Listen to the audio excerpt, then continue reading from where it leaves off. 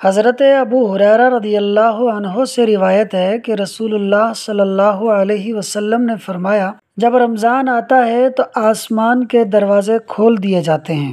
ایک اور روایت میں ہے کہ جنت کے دروازے کھول دیے جاتے ہیں اور دوزخ کے دروازے بند کر دیے جاتے ہیں اور شیاطین زنجیروں میں جکڑ دیے جاتے ہیں، اور ایک روایت میں ہے کہ رحمت کے دروازے کھول دیے جاتے ہیں۔ رمضان رمز سے بنا ہے جس کے معنی ہے گرمی یا گرم۔ جس طرح بھٹی گندے لوہے کو صاف کرتی ہے اور صاف لوہے کو پرزہ بنا کر قیمتی کر دیتی ہے اور سونے کو محبوب کے لیے پہننے کے لائق بنا دیتی ہے، اسی طرح روزہ گنہگاروں کے گناہ معاف کراتا ہے، نیکوکاروں کے درجے بڑھاتا ہے اور نیک بندوں کے لیے قرب الہی کو زیادہ کرتا ہے، اس لیے اسے رمضان کہتے ہیں۔ نیز یہ اللہ کی رحمت، محبت، ضمانت، امان اور نور لے کر آتا ہے، اس لیے رمضان کہلاتا ہے۔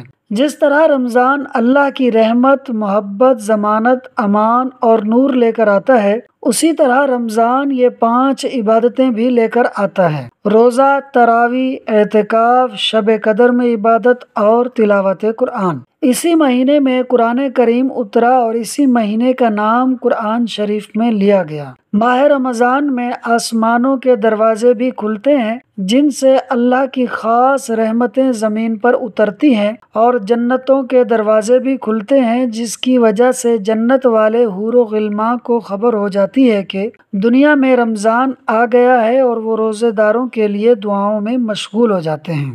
ماہ رمضان میں دوزخ کے دروازے بند ہو جاتے ہیں جس کی وجہ سے اس مہینے میں گنہگاروں بلکہ کافروں کی قبروں پر بھی دوزخ کی گرمی نہیں پہنچتی۔